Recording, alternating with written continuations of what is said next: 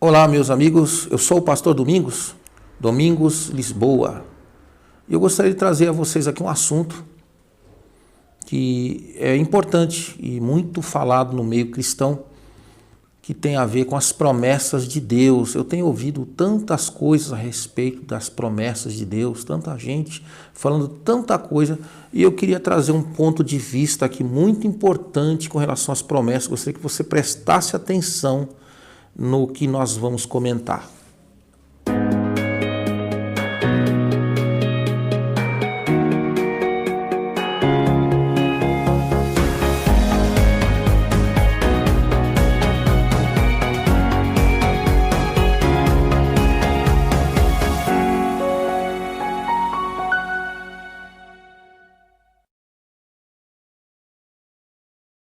Como é que eu vou ficar sabendo se as promessas de Deus estão se cumprindo na minha vida ou não? A gente ouve tanta coisa com relação a promessas, a gente ouve as pessoas dizendo que o Senhor está cumprindo as promessas de Deus na minha vida, as promessas estão se cumprindo. Outros dizem, não, porque as promessas não estão se cumprindo na minha vida. E a gente ouve comentários, tem algumas produções nesse sentido. E se as promessas de Deus não estiverem se cumprindo, o que se deve fazer, o que não se deve fazer? Aí a questão é, como é que eu sei se as promessas estão se cumprindo na minha vida ou se não estão se cumprindo na minha vida? Afinal de contas, qual deve ser o método que eu uso verdadeiramente para poder saber se há uma ação divina na minha vida, no cumprimento das promessas, ou se não está acontecendo absolutamente nada? Essa é a questão. Bom, primeiramente, meus irmãos, para que o Senhor Deus possa cumprir as suas promessas nas nossas vidas, é necessário que você tenha uma promessa. Eu ouço muita gente dizendo assim, eu creio que o Senhor vai cumprir as promessas dele na minha vida. Aí você pergunta para a pessoa, qual são essas promessas, ou qual é essa promessa que o Senhor Deus está cumprindo ou vai cumprir na tua vida? Aí é que está o problema. Aí a pessoa não sabe dizer que promessa que é essa, ela não tem nada assim definido, específico, né? Ela só acredita que alguma coisa boa vai acontecer. E promessa de Deus não é acreditar que algo bom vai acontecer exatamente. Você precisa ter com que Deus tenha falado com você. Ou ele te prometeu por meio da palavra, você se apossou aqui na Bíblia de uma palavra que ele falou ao teu coração de uma forma muito profunda e você acredita que essa palavra é Deus que falou com você, ou ele te falou de uma forma ainda mais direta, como foi no passado. Se foi em sonho, eu não estou aqui para questionar se Deus fala com meio de sonhos ou não. Eu particularmente creio que fala. Deus fala da maneira que Ele quiser. Deus falou até através de uma jumenta. Então, se Deus te falou através de um sonho, quem sou eu para questionar? Se Deus usou uma pessoa, um irmão, para falar contigo, porque aqueles que questionam também, né? Que Deus não fala assim, que Deus deixa falar. Deus fala do jeito que Ele quiser. Deus, o importante é que Ele tenha te dado uma promessa e você sabe que foi Deus que falou com você. Porque uma coisa, meus irmãos, é Deus falar com a gente, Ele te prometer algo, ou dessas maneiras que a gente citou, ou por meio da Bíblia, você se apossou, que a questão aqui não é nem essa. O assunto hoje aqui não é nem como as promessas de Deus lhe são feitas, como Deus se comunicou com você para te dar uma promessa. Isso nós vamos tratar mais especificamente num outro vídeo, né? A questão é como é que eu sei que as promessas estão se cumprindo, né? Então, primeiro você tem que ter uma promessa. Você tem que saber definir se você está debaixo de uma promessa, você está vivendo seus anseios, né? Aquilo que você anseia muito, que você acredita muito que é de Deus, mas na verdade é um desejo seu, né? E você crê que você quer que seja alcançado, você quer que ele que esse desejo, esse anseio, ele se manifeste, certo? Então você precisa crer e definir se é um anseio ou se realmente Deus falou algo especificamente com você. Quais são as evidências de que o Senhor ele está cumprindo as promessas dele na minha vida, que eu estou na direção do cumprimento das promessas? Bom, uma coisa também que é importante a gente prestar atenção. O que tem acontecido? A gente tem observado que muitas pessoas estão se baseando dentro de uma lógica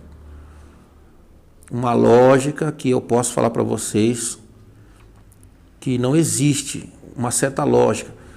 Por exemplo, está dando tudo certo, então é Deus que está agindo. Está dando tudo errado, então é o diabo. Se você for por essa lógica, você vai se perder, você vai se atrapalhar. Nem sempre quando está dando tudo certo é Deus. Isso na nossa ótica, na nossa maneira de observar. Nem sempre quando está dando tudo errado é o diabo. A gente precisa ler a Bíblia e prestar atenção no que está lendo. Prestar atenção na maneira como o Senhor se relaciona com a humanidade, a maneira como Deus se relaciona com os homens. O que Deus é e o que Ele não é. A gente ouve também as pessoas dizendo assim, não, mas Deus é amor. Deus sendo amor, Deus não faria isso, Deus não deixaria de fazer aquilo. Não é bem por aí. Tá? Deus não é só amor. O problema é que a gente quer se relacionar com Deus, a gente quer entender o funcionamento do reino de Deus, do mundo espiritual, tendo só uma parte da informação. A gente só retém uma parte das informações, né?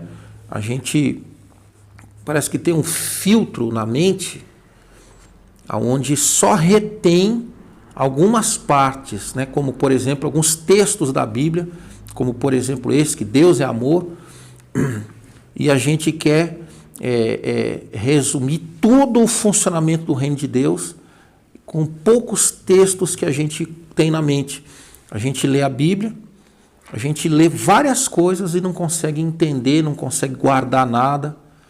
A gente só guarda o que esse filtro retém, né? Textos como esse, que o Senhor é meu pastor, o Salmo 91, né? Posso todas as coisas naquele que me fortalece, e Deus é amor. E a gente quer entender a questão da justiça do reino de Deus só com esses poucos textos, e a gente não presta atenção em mais nada. Então aí a gente vai criando essas metodologias, né? Está dando tudo certo, então o Senhor está cumprindo as promessas dele na minha vida. Graças a Deus, as promessas de Deus estão se cumprindo. Aí está dando tudo errado, porque as promessas não estão se cumprindo. Então vamos lá, vamos entender isso, né? Eu creio que eu estou falando aqui com pessoas que já têm uma certa noção da Bíblia. Então eu acredito que todo mundo conhece a história, por exemplo, de José. Deus falou com José e prometeu, fez promessa a ele por meio de sonhos, né?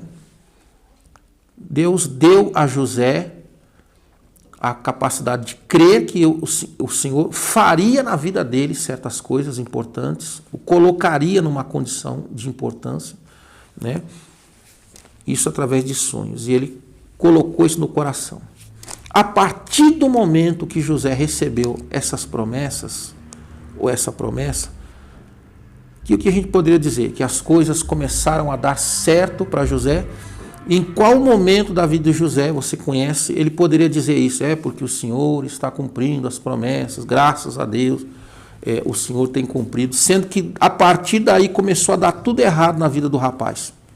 Os irmãos já não iam muito com ele, e o relacionamento de José com os seus irmãos se tornou pior, ao ponto deles quererem tramarem contra a vida do rapaz. No final acabou culminando em que o José foi entregue a mercadores, José foi comercializado no Egito, José foi parar na casa de Potifar como um escravo. O que está dando certo aí para José? Para ele poder dizer, porque o Senhor está cumprindo. Então, se ele fosse basear por essas evidências aí, o que ele poderia dizer? né? Então o fato das coisas estarem dando errado não significa que Deus não está cumprindo promessa, irmão. Você precisa tomar cuidado com esse tipo de afirmação. Aí depois o José achou graça aos olhos de Potifar, primeiramente aos olhos de Deus, né? E ele, de escravo, acabou se tornando o mordomo, chefe da casa de Potifar, né? Mas depois de um tempo ali, aonde o José até poderia dizer, né? Nem poderia, porque para você receber uma promessa do qual ele recebeu, e você está como escravo na casa de alguém, não parece que você está muito perto do cumprimento disso não, né? De uma promessa de posição de autoridade, e você está dentro da casa de um desconhecido, de um povo, de um desconhecido que pertence a um povo estrangeiro, uma língua estrangeira, uma crença estrangeira, tudo longe da sua nacionalidade, da sua cultura, da sua fé, e ainda como escravo. Então não parece que o José estava caminhando em direção ao cumprimento de promessa nenhuma, não. Aí depois disso tudo, ainda por fim, ele é caluniado pela esposa de Potifar. E todo mundo sabe qual foi a calúnia que José recebeu. Uma calúnia grave. E por causa disso ele foi parar na prisão. Aí você consegue imaginar o José dizendo lá na cadeia, lá na prisão, dizendo para todo mundo que o Senhor, graças a Deus, o Senhor está cumprindo as suas promessas na minha vida. Como a gente ouve algumas pessoas dizendo aí, porque as coisas estão dando certo, né? É aquele cantor que está gravando CD evangélico, nem está conseguindo um espaço na gravadora, está conseguindo aí um espaço para cantar nas igrejas. Aí ele fala assim, porque o Senhor tem cumprido as promessas da minha vida. E se ele estivesse no lugar de José, ele ia falar isso? O Senhor está cumprindo as promessas da minha vida, dentro da cadeia, acusado, né? E tendo sobre si uma acusação grave dessa. Sabe o que é isso, irmão? Uma autoridade como Potifar no Egito te coloca dentro da casa, da sua casa, ele te coloca depois numa posição de confiança tamanha que nem ele sabe o que ele tem mais de bens, de propriedade, de nada. Ele confia tudo a José. Então ele ouve falar que aquele rapaz que ele trouxe como escravo, e ele aprendeu a respeitar, ele aprendeu a confiar nesse rapaz, né? E ao ponto de colocá-lo num cargo de tamanha confiança dentro da sua própria casa, ele ouve falar que esse rapaz tenta abusar da sua própria esposa. Olha que coisa séria, que esse rapaz tenta agarrar sua própria esposa. Essa foi a acusação que José recebeu. E ele foi, sem nenhum questionamento, foi colocado na prisão, debaixo desta acusação. Imagine que este comentário deve ter se alastrado pelo Egito, por muitas partes, se o Potifar acreditou 100% ou não, mas foi com esta acusação que José foi para dentro da prisão. Qual é a probabilidade de você acreditar em José falando dentro da prisão? Porque o Senhor está cumprindo as minhas promessas, as suas promessas na minha vida, graças a Deus está dando tudo certo.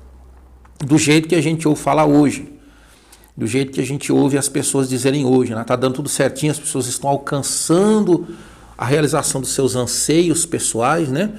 Então elas dizem, o Senhor está cumprindo as suas promessas. Será que José falaria assim? Se você estivesse no lugar de José, você diria que as promessas de Deus estão se cumprindo?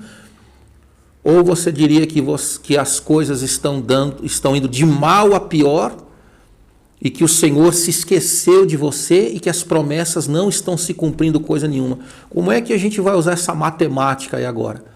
E Abraão, que recebe uma promessa de Deus direta de que ele seria pai de uma grande nação, sendo ele um homem já idoso, tendo uma esposa estéril, e os anos vão se passando, e essa promessa de um filho, né, proveniente do relacionamento entre ele e a sua própria esposa, que seria a Sara, né? Esse filho não vem, e eles se tornando cada vez mais idosos, e a probabilidade humana disso acontecer se tornando cada vez mais distantes, 25 anos depois.